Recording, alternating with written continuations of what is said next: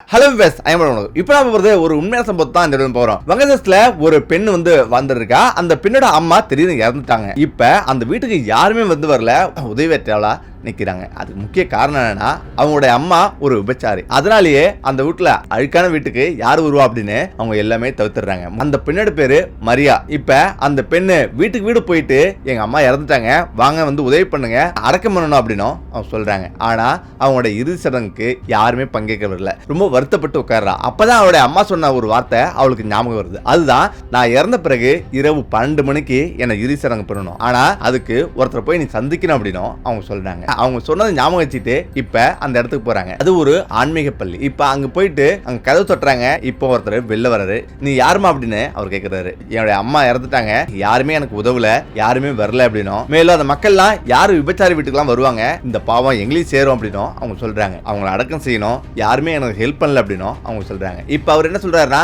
நான் உங்களுக்கு ஹெல்ப் பண்றோம், பக்கீர்ன்ற எனக்கு தெரிஞ்ச ஒருத்தர் இருக்காரு, அவர் நான் அழைச்சிட்டு வரேன் அப்படின்னு அவர் சொல்றாரு. இப்ப சரி அப்படின்னு அவளும் போயிட்டு எப்படி சுடுகாட்டு எட்டு போறது அப்படின்னு தெரியாம அவ வீச்சிட்டு உட்காந்துருக்கா. இப்ப தனியா அவனுடைய அம்மா உடல் மட்டும் இருக்கு. இப்ப கொஞ்ச நேரம் ஆகுது, இரவு 12 மணி ஆக போகுது. இப்ப யாரோ அவளை நோக்கி வர மாதிரி இருக்கு. இப்ப திரும்பி பாக்குறா, திரும்பி பார்த்து ஒரு நிமிஷம் அதிர்ந்து போறா. சரி, அதுக்கு பிறகு என்ன நடந்தது? அந்த பெண்ணோட பேரு மரியம். அவளுக்கு வயசு 21. அவ சின்ன வயசுல இருந்து அவ அம்மா கூட அவ ரொம்ப சந்தோஷமா இருந்தா. முக்கியம் பாத்தீங்கன்னா, அவளுக்கு 5 வயசா இருக்கும் போது அவருடைய அம்மா இறைவன் மேல ரொம்ப பக்தி இருக்கும். அப்படி ஒரு அந்த பக்தி அப்படியே இந்த பெண்ணுக்கு இருக்கு. இவ இறைவனை வழிபட்டு அவருடைய அம்மா தினந்தோறும் வேலைக்கு போவா, வீட்டு வேலை முடிச்சுட்டு வீட்டுக்கு வருவா. இப்ப அவங்களுடைய வாழ்க்கை சந்தோஷம் போயிட்டு இருக்கு. இப்ப ஒரு பள்ளியில மரியாவை அவங்களுடைய அம்மா சேர்க்கிறா. ஆனாலும் பள்ளியில இவளுக்கும் சொல்லிக்கிறதுக்கு தோழிகள், நண்பர்கள் யாருமே இல்ல. எல்லோருமே ஒரு நாள் 2 நாள் பழகுவாங்க, ஆனா அதுக்கு பிறகு இவளை விட்டு விலகிடுவாங்க. என்ன காரணமே புரியல, இந்த குழந்தைக்கும் ஒண்ணுமே புரியல. இப்ப நிறைய பேர் அங்க என்ன சொல்றாங்கன்னா, விபச்சாரியோட பொண்ணு அப்படின்னு எல்லாமே சொல்றாங்க. இப்ப அவருடைய அம்மாவிட்ட என்னம்மா விபச்சாரினா என்னப்பா, என்ன எல்லோருமே விபச்சாரி மகள் அப்படின்னு எல்லோரும் கூப்பிடுறாங்களே, விபச்சாரினா என்னம்மா அப்படின்னு அவருடைய அம்மாவிட்ட அவ கேக்குறா. இருமா, நீ நல்லா வளர்ந்த உறுப்புல நான் சொல்றேமா அப்படின்னு அவங்க சொல்றாங்க. இப்ப இப்படியே போயிட்டு இருக்கு. நாட்கள் கிடக்குது. கொஞ்சம் கொஞ்சமா மரியம் வளர ஆரம்பிக்கிறா. இப்போ அவளுக்கு வயசு 12. இப்ப திரும்பவும் அவங்க அம்மாவிடம், அம்மா விபச்சாரினா என்னம்மா, ஏமா எல்லாரும் இப்படி சொல்றாங்க அப்படின்னு கேக்குறா. அப்பவும் ரொம்ப அமைதியா இருக்கா. இப்ப சில நாட்கள் ஓடுது. இப்ப அவ யோசிக்கிறா, எல்லோருக்குமே அப்பா இருக்குது, நமக்கு மட்டும் ஏன் அப்பா இல்ல அப்படின்னு அவ யோசிக்கிறா. இந்த இடத்துல தான் அவ கொஞ்சம் கொஞ்சமா தனது அப்பா யாருமா, ஏமா எல்லோருக்குமே அப்பா இருக்கு, எனக்கு மட்டும் அப்பா எங்கம்மா, அப்பா யாருமா அப்படின்னு அவ கேக்குறா. ஆனாலும் அவருடைய அம்மா அமைதியா இருக்கா. கொஞ்சம் பொறுமா, நான் சொல்றேன் அப்படின்னு அவ சொல்றா. இவளுக்கு எதுவுமே புரியல. இப்ப தினந்தோறும் பள்ளிக்கு போறா. ஆனா பள்ளி தோழர்கள் யாருமே இவ கூட நட்பு வச்சுக்கல. இப்ப வளர ஆரம்பிக்கிறா. இப்ப அவருடைய அம்மா எந்த ஒரு ஆண் நண்பர்களிடமும் பழகக்கூடாது, பேசக்கூடாது அப்படின்னு சொல்றாங்க. ஆனா அவளுக்கு எதுவுமே புரியல. ஏன் இந்த மாதிரி அம்மா சொல்றாங்கன்னு அவளுக்கு ஒண்ணுமே புரியல. இப்ப திரும்பவும் பள்ளிக்கூடத்துக்கு போறா. அதே போல வரா. ஒவ்வொரு நாளுமே எந்த ஆண்கள் கூட பழகல அப்படின்னு அவ கேட்டுட்டே இருக்கா. இப்போ ஒரு நாள் திடீர்னு ஒரு அழகான, ஒரு நல்லா படிக்கிற அழகான ஒரு இளைஞனை அவ பாக்குறா. அவன் முதல் முறையா மரியாதை கூட பேசுறான். நான் உங்க கூட ஒரு காஃபி குடிக்கணும் அப்படின்னு சொல்றான். இப்ப காஃபி குடிச்சிட்டு அவங்க பேசிட்டு இருக்காங்க. இப்ப அவளுக்கு அந்த இளைஞனை ரொம்பவே பிடிச்சிருது. இப்ப ரொம்ப சந்தோஷமா வீட்டுக்கு வரா. வீட்டுக்கு வந்துட்டு அவளை அடக்காமலேயே அவ முகத்துல ஒரு சிரிப்பு வந்துருக்கு. சிரிச்சிட்டே இருக்கா. இப்ப அவளுடைய அம்மா ஒரு நிமிஷம் அதிர்ந்து போறா. என்ன, யாராவது பசங்க கூட பேசுனியா, அப்படிலாம் ஒரு விஷயம் நடக்கல இல்ல அப்படின்னு அவளுடைய அம்மா கேக்குறா. இப்பதான் மரியாதை சொல்றா, இல்லம்மா அப்படிலாம் ஒண்ணும் இல்லம்மா, யாரிடமும் நான் பேசலாமா அப்படின்னு அவ சொல்றா. அப்ப ஏன் சிரிச்சிட்டு இருக்க அப்படின்னு அவங்க கேக்குறாங்க.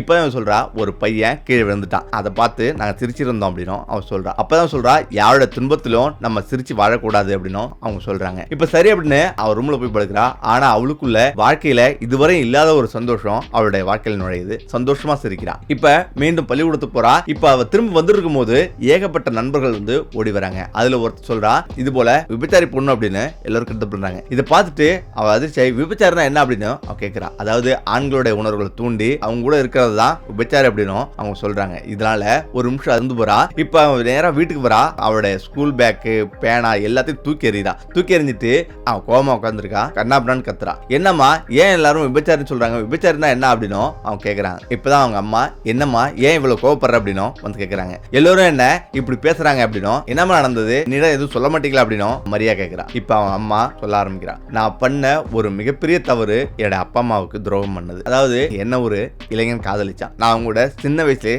பழகினேன். அதாவது எனக்கு வயசு அப்ப 17 தான் ஆகுது. இப்ப அவங்க கூட நான் பழகினேன். என்னுடைய வாழ்க்கை சந்தோஷமா போயிட்டு இருந்தது. ஆனா என்னுடைய அம்மா அப்பா எவ்வளவு என்ன வார்னிங் பண்ணாங்க, அந்த பையன் கூட பேசாத, அவங்க திடீர்னு நம்மளை வாழ்க்கையை அழிச்சிருவாங்க, உன்னோட வாழ்க்கையை திசை மாறி போயிடும் அப்படின்னு எத்தனையோ முறை வார்னிங் பண்ணாங்க. ஆனா நான் கேட்கவே இல்லை. இப்ப அந்த இளைஞன் என்ன வா எங்கேயும் ஓடிடலாம் அப்படின்னு அவன் சொல்றான். இந்த இடத்துல நான் வீட்டுல உள்ள நகை பணம்லாம் எடுத்துட்டு அவங்களோட ஓடிட்டேன். ஆனா நடந்தது வேற. அங்க போயிட்டு அந்த இளைஞன் என்ன ஒரு விடுதியில வந்து விட்டுட்டு அவன் இந்த வரன்னு சொல்லிட்டு வெளில போனான். ஆனா அந்த விடுதி ஒரு விபச்சார விடுதி. அப்பதான் எனக்கு புரியுது என்ன விபச்சார விடுதியில வித்துட்டு போயிட்டான் அப்படின்னு. நான் 2 வாரம் ஆகுது. அதுக்கு பிறகு நான் கர்ப்பமா இருக்கிறேன்ட்டு அந்த விடுதி காப்பாளருக்கு தெரியுது. இந்த இடத்துல அந்த விபச்சார கும்பலுக்கு ஒரு தலைவி இருக்கா. அவ என்ன விடுதியை விட்டு வெளியே துரத்திட்டான். இப்ப நானும் வெளில வந்தேன். எங்க போறேன்னு தெரியாம தவிச்சிட்டு இருந்தேன். இந்த இடத்துல தான் திரும்பவும் என்னோட கண்ணில் பட்டான். அவனை நான் கண்ணாமலான்னு திட்டினேன், அடிச்சேன். ஆனா அவன் என்னோட பேச்சுக்கு எதுவுமே செவி சாக்கல. இப்ப அந்த விடுதியில் நான் இருக்கும்போது இந்த கிராமத்தை சேர்ந்த ஒருத்தன் அந்த விடுதிக்கு வந்தான். அப்பதான் என்னை பார்த்துட்டு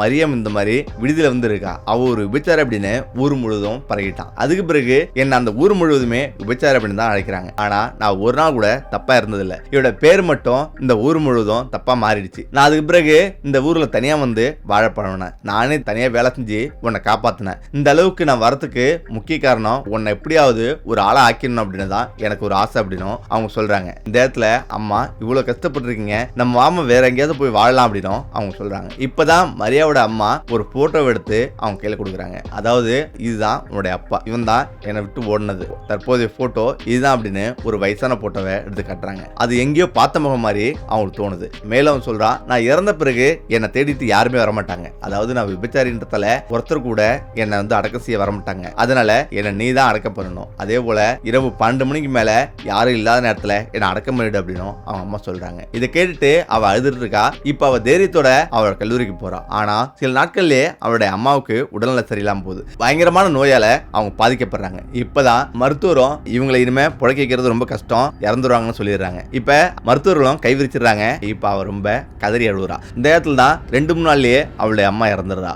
இப்பதான் என்ன பண்ண தெரியாம அழுதுட்டு இருக்கா. இப்ப திரும்பி பாக்குறா, அங்க ஏதோ ஒரு பெரிய கூட்டம் வந்துட்டு இருக்கு. அந்த கூட்டத்தை பார்த்து ஆச்சரியப்படுறா. அது வேற யாரும் இல்ல, அவளுடைய அப்பா. இப்ப அவரை பார்த்து என்ன மன்னிச்சிருமா, நான் தான் உன் அப்பா அப்படின்னும் அவர் சொல்றாரு. இதை கேட்டு அவ கதறி துடிக்கிறா, அவரை அடிக்கிறா. என்னுடைய அப்பான்னு இன்னொரு வார்த்தை சொல்லாத, இதுக்கு மேல என் முகத்தையே முழிக்காத அப்படின்னும் அவர் சொல்றாரு. அதாவது அவங்க கடைசியா பக்கீரோட அட்ரஸ் தான் அவருடைய அம்மா கொடுத்துட்டு போயிருக்கா. ஏன்னா அம்மா யாருன்னு கேக்குறீங்க, இதுதான் அவருடைய அப்பான்னு புரிய வைக்கிறதுக்காக அவங்க கொடுத்துட்டு போயிருக்காங்க. இப்ப அவர் அடிச்ச பிறகு அவரும் அழுதுட்டு உட்கார்ந்திருக்காரு. இந்த இடத்துல மரியா கொஞ்சம் சேர்த்து வச்சிருந்த படத்தெல்லாம் இறுதி சடங்காக கொடுத்துட்டு, இப்ப ஏன் ஆண்களோட எச்சரிக்கையா பழகணும், ஏன் ஜாக்கிரதையா இருக்கணும், அம்மா ஏன் இப்படி சொன்னாங்க அப்படின்னு ஒவ்வொரு விஷயமா மரியா யோசிச்சு பாக்குறா. இந்த இடத்துல தான் சரி நம்மளோட வாழ்க்கையில எப்படியாவது நம்ம முன்னேறி ஆகணும் அப்படின்ட்டு மரியா அவளே உழைச்சி அவளே படிக்க ஆரம்பிக்கிறா. இப்ப படிச்சு கை நிறைய இப்ப நல்ல ஒரு வேலைக்கு போறா, கை நிறைய சம்பாதிக்கிறா. அவ ஒரு மேனேஜர், ஒரு கம்பெனிக்கு மேனேஜர் ஆகுறா, HR ஆகுறா. அவளுக்கு ஒரு மாசத்துக்கு 3 லட்சம் ரூபாய் சம்பளம் மாறுது.